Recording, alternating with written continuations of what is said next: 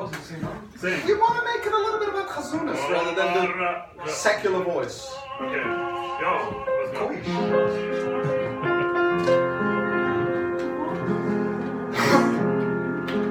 Omar Rabbi Elazar, Omar Rabbi Chanino, Omar Rabbi Elazar, Omar Rabbi Chanino, Talamidei Chachomim, Marbim Shuloim Bu'elo, Talamidei Chachomim, Marbim Shuloim Bu'elo. Omar Rabbi Elazar, Omar Rabbi Chanino,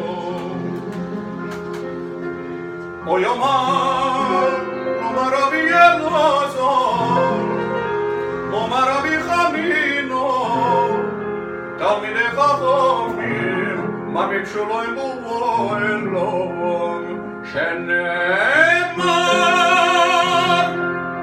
V'chol B'naich Limudei Yad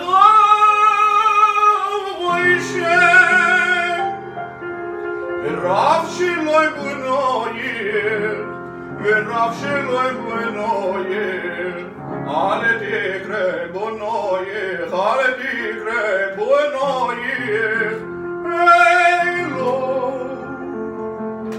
אלו, אלו, אלו, אלו, אלו,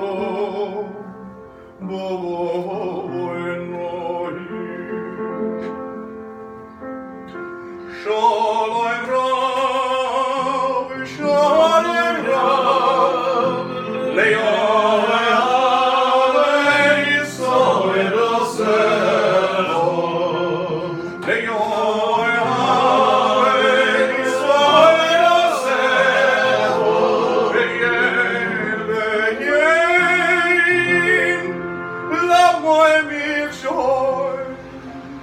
Do you mind if I stop you there? I mean, it sounds great. It sounds really, really great. I think something that will help a bit is you have a tendency to do something that I have a tendency to do, so I recognize it right away. You don't take a full breath between all of your phrases, because you'll sing one phrase and you'll and then you'll kind of it's almost like a half breath. It comes from me getting up to the long one. Yeah. There's going to be a 30-odd second arpeggio there later on. So yeah. So if I take too many breaths in the beginning, I fall out of the habit of conserving it. Yeah. And plus I blow it out as well. So I know it's a bad habit, but it's my trick. Yeah, I understand that. The thing is, it doesn't take any longer to take a full breath than it does a half breath, just physiologically. Yeah, I know that, but I'm matching the rate of me breathing out to what is coming up. It's a bad habit, but that's okay. That's what I do. Otherwise, I would come up to Chazzan. I wouldn't have had built up breath like that. But that's where building the strength and the coordination, just like in bel canto singing, it's where building up that strength of the coordination comes into play, because the faster and sharper you can take those breaths, and it doesn't need to be like an audible sort of gulp, it's just like nothing, just like. Let's see how we're gonna do that when we come up to the high part. What's even more important then, because for the high stuff, but it's just something that I suppose takes me less air. Yeah, exactly. Or you're taking the same amount of air and conserving the high over part, I expel air at much lower rate than the low part. Yeah. I can't. Because there's more resistance. There's more vocal fold resistance, which dams up the air. Okay. Or that's how you'd explain it in physiological terms, at least. That's probably just us preventing from blowing out the vocal cords. Yeah. If something is so tense and it's having that kind of flow, then it's gonna. Yeah, the higher the muscular cord. Much thinner, there's not as much air going through. Exactly. Yeah, it's just like when you stretch The a gap balloon. is much thinner. Yeah. But anyway, I just think that would help, for what it's worth. It is. Thank you. Let's try. Where are we? Can we go from just like a few phrases before everyone joins in? Sounds awesome. How about we start at where the people join in? Yeah, that's fine too. Sure.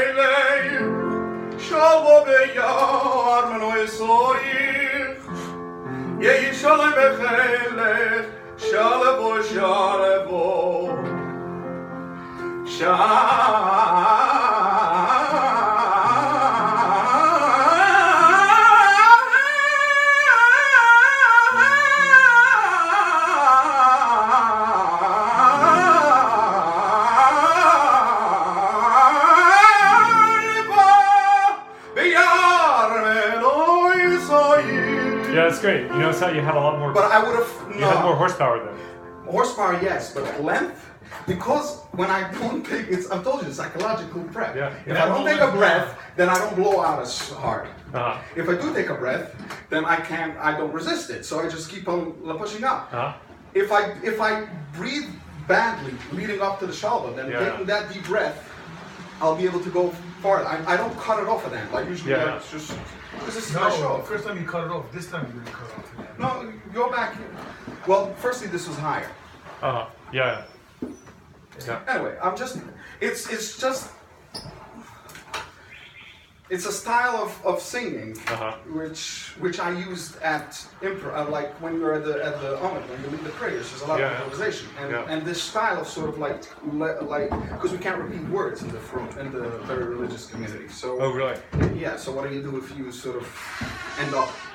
So you need to have the ability to sort of use one of those. Melismas. Yeah. Miasmus, whatever.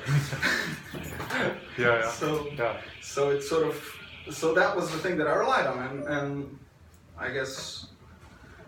Well, the transition into your upper register was like way more smooth and well supported than last time. Yeah, I heard it. Yeah, because last time I didn't know where to place it. I do have problems transitioning, but usually not within something like that.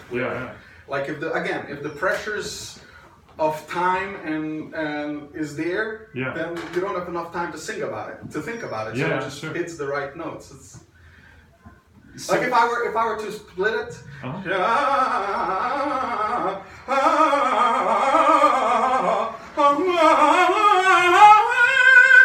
Well, now it's going I wasn't talking about adding breaths at all. No, I know that. I'm saying if I were to split it, I would be less likely to transition well. Oh yeah, and I totally understand that. No, I mean, I find the same thing. Like a lot of times it's easier. Like the phrases in repertoire that I always have the easiest time with, especially when they go high, are the ones that start sort of quiet and low and then build and build and build over a long time, and by the end of it I'm just just like it's nothing, but if it's broken up, it's a lot more challenging because it takes a lot more of this sort of muscular coordination and that ability to I call it relax and reset, basically, because you have to relax the breath mechanism momentarily and then reset. When you breathe in, where do you try to feel it? Where do you try to feel it? Here. Yeah. So do you try to go straight out or wide or in back or in any particular direction when you do it, or sides? Yeah, to the sides. Okay. That's what I usually do. Yeah. Okay.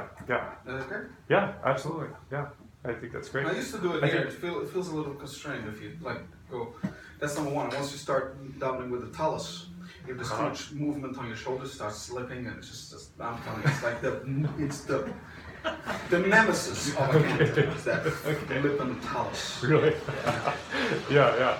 No, I mean, I think especially where packaging. You guys have a frock that's got some friction, but I got a package that's slid down like a. Slide. Yeah. Yeah, so I would just say like the more you allow your breath to really drop into that and just fully expand into that, like below the ribs, like sort of expansion. Just. Can I show you on me? Yeah. Okay. So like it's this. I hear you.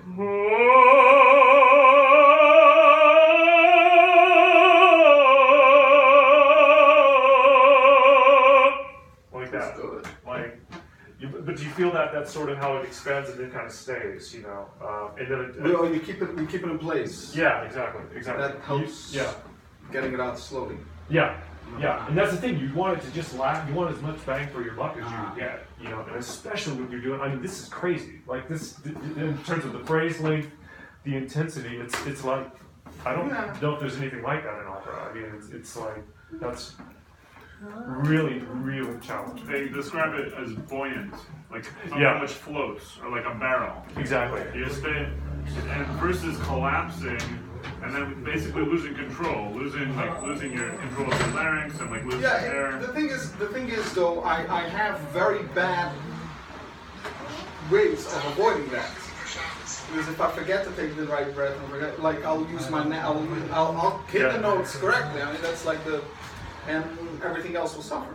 Yeah, exactly. So I have a lot of backups. I have a lot of plans. The throat grits to take over when you don't have enough breath. So as soon as you lose the breath, you start constricting here, and you might still make a decent sound. Did somebody else want to go? No, we're gonna have to call it a night. It's already 10. But David, we're gonna take a request. We're all gonna sing a group song, whichever song you want to sing. Your song I want to sing? Yeah, we're all gonna sing it together. What songs would I know that you guys know? I don't know. Roger Nancy. Actually, I used to be a cantor at a Reformed congregation in Texas.